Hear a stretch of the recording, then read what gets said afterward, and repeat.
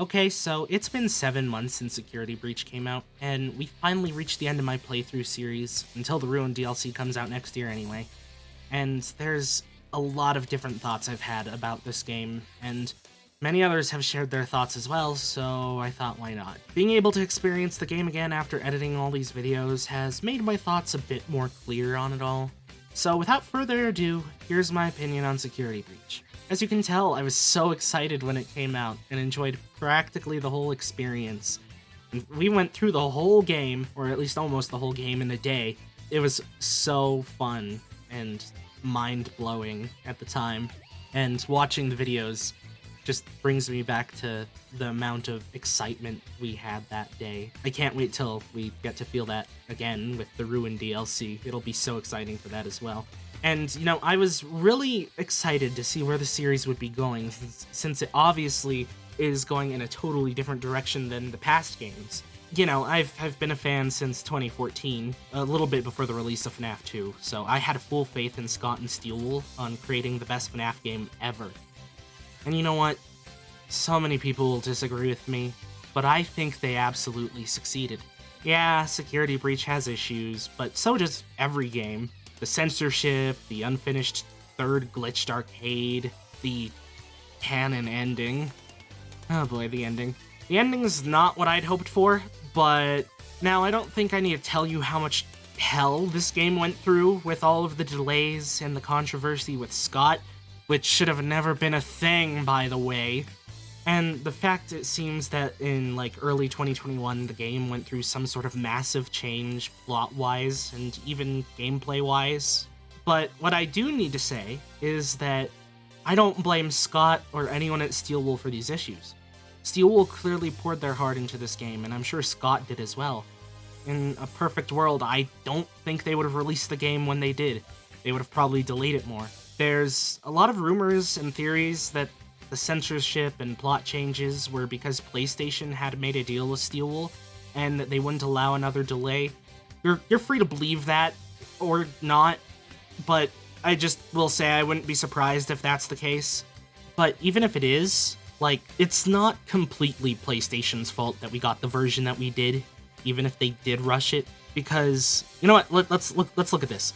There's a whole bunch of people saying Steelwool should have delayed the game again, rather than putting out something that clearly needed more time, and that they shouldn't have cared about whether the fans or PlayStation didn't want another delay. And just, there's so many fans refusing to take any responsibility for this, and that is so beyond unfair. I'm sure anyone who was around at the time that the delays were happening knows full well how much the fans were upset with the delays and demanding the game would come out sooner and blah blah blah. So, you know, you're allowed to be upset about the delays. But I don't think it's fair for you to be upset about delays and being mad at or even threatening the developers of the game for delaying it, and then when it comes out, be upset that it feels unfinished. This is very much your fault too, our fault. The reason why I say your fault more than our fault is because I don't want to lump the whole community in. Not everyone was like this. For example, me and Finn, we were totally fine with the delays. We just wanted the game to come out as best as it possibly could, as much as we wanted the game out, you know, but like, we get it. We're animators. Like, it's not the same as game making, but we totally understand if something has to be delayed. So we were fine with it, but a bunch of people were not. So it's the fans' fault as well, those who were not willing to wait. Some people were calling Scott and Steelwool incompetent and horrible game devs, and that they should just cancel the game because it's going to be bad anyway, and it's beyond unfair. And then, after all that stupid stuff happened, then there was those idiots who went and leaked Scott's personal life, politics, all that, for no reason other than they didn't like him. And that ended up with him being cancelled and retiring. Look, whether you are upset with Scott for what he believes, or if you don't think he did anything wrong, I think we should all agree that no one should have ever known what his views were in the first place, unless he decided to tell everyone himself. But no, of course not. Why would anyone on the internet ever be respectful to people, huh? Sorry about that. I went a little bit on a rant about my thoughts on the Scott situation. I kind of had to I really kind of had to cut it out. But anyway, the drama with Scott, the already existing delays, all of this totally put a strain on the game's already hectic release, and I think we can agree that there is no way they would have been able to delay it again, even if PlayStation wasn't breathing down their necks about it. I mean, I don't think the theory about PlayStation kind of forcing it along is improbable. I mean, we all know, even non-FNaF fans know, that Security Breach was the most hyped game in all of PlayStation's state of plays throughout those years. Security Breach got more attention than Spider-Man. That's crazy, right? So, of course, PlayStation would have wanted the game to come out. They want their sweet, sweet money, right? So, anyway, whatever. Sounds like I'm bashing the game, right? But not at all. Of course, I would have given so much money to be able to see what Security Breach was actually meant to be. But, even so, I still love what Security Breach is. On my playthrough, we didn't really have many bugs, so I didn't have that issue, which a lot of people did. Other than the bit with Moondrop at the end, which was kind of annoying, but that's one thing that we got past. So my only actual complaints are these two things.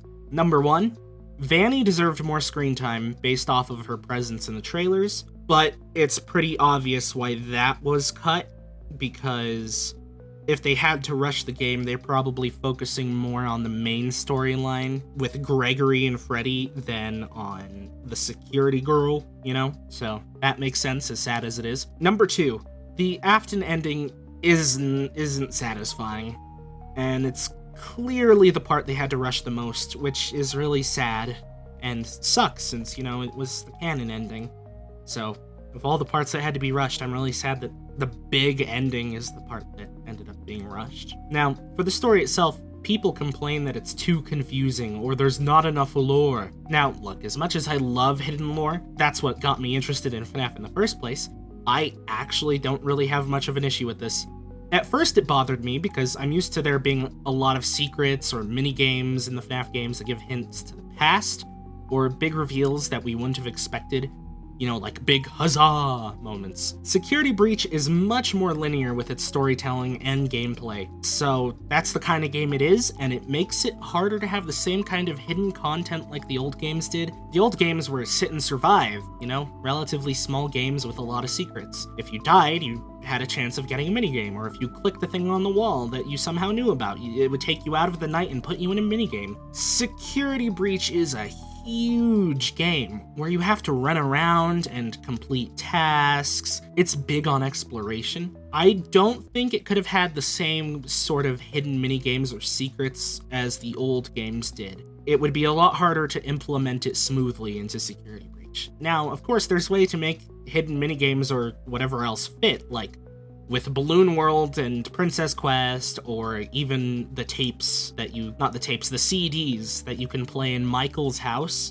Like, yeah, you could do stuff like that, but not anywhere near the scale that the original 6 games had. And I feel like that's just a fact with how the development of Security Breach was already going. I'm sure they could have pulled off something, but considering all the hurdles they were already trying to jump over, I'm totally happy with what we got. The only criticism I have to say about the story is that it's confusing. However, we haven't seen the whole story yet, so that's not that big of a criticism at the moment.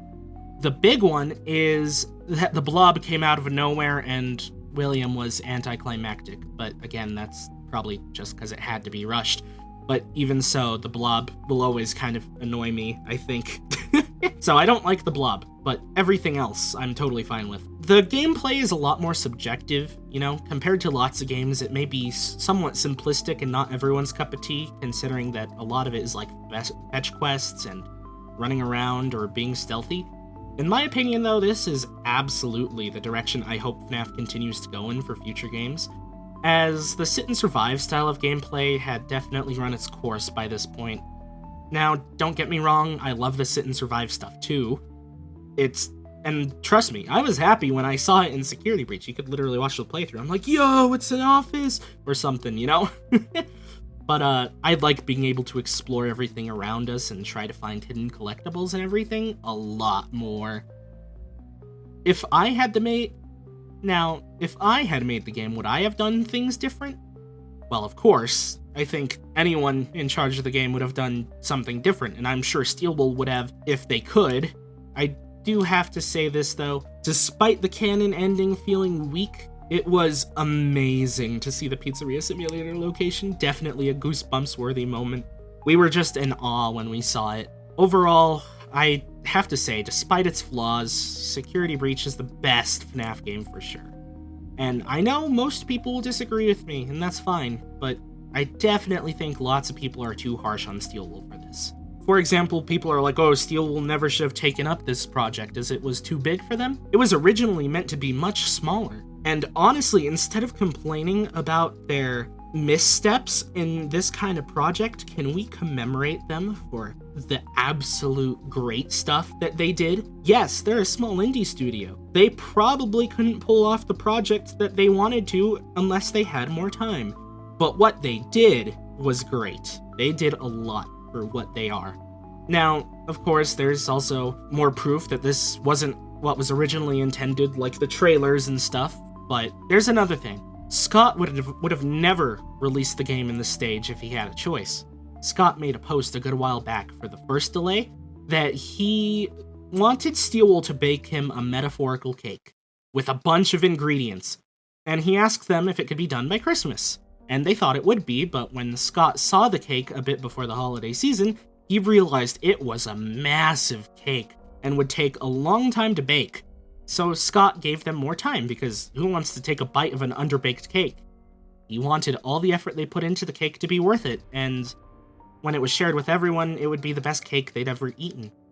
So I don't blame Scott or Steelwool for this. I blame the unfortunate circumstances for its current form. But again, just because the cake wasn't finished doesn't mean it wasn't still a sweet treat. So my final message: even though Scott or Steelwool will never see this, I'm sorry things didn't work out the way they were supposed to. And who knows, maybe somehow I'm wrong and this was what was planned all along. And in that case, I'm sorry you poured your hearts into this for so many people to treat it the way they have. Either way, thank you so much for all your effort and hard work. I love it, and I love you guys. I can't wait for the Ruin DLC, and I know it'll be amazing. Show all these negative Nancys who's boss.